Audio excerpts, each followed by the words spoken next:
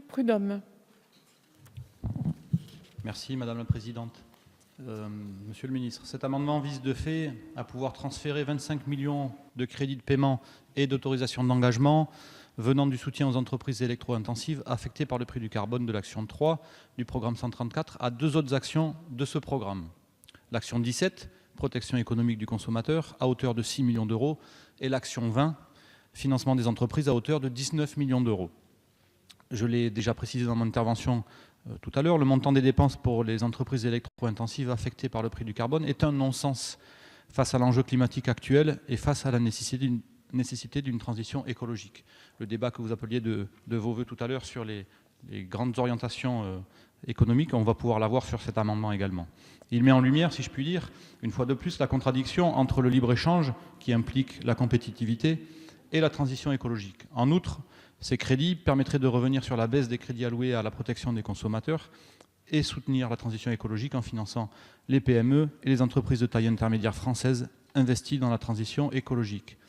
En outre, ce transfert permettra d'avancer vers la création d'un pôle public bancaire répondant aux besoins de financement des entreprises et de mener ainsi une politique de crédit sur critères sociaux et écologiques.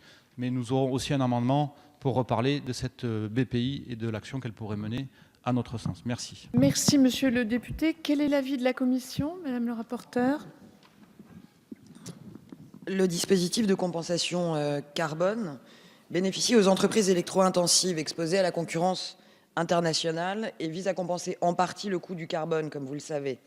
Celui-ci est bien évidemment impacté par le système européen d'échange de quotas d'émissions de gaz à effet de serre. Le dispositif compensation carbone a donc trois objectifs en réalité: éviter de perdre des emplois, 80 000 emplois sur le territoire national sont directement concernés, réduire le risque de fuite carbone, c'est-à-dire de délocalisation de ces activités industrielles hors de l'Union européenne, accompagner progressivement ces entreprises vers la réduction de consommation d'énergie.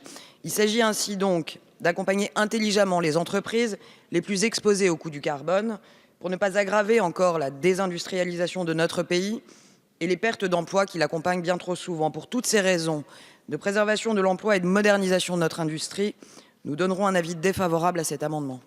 Merci, madame le rapporteur. Monsieur le ministre? Même avis. Je mets donc aux voix l'amendement 1587 qui a reçu un avis défavorable de la commission et du gouvernement. Qui est pour?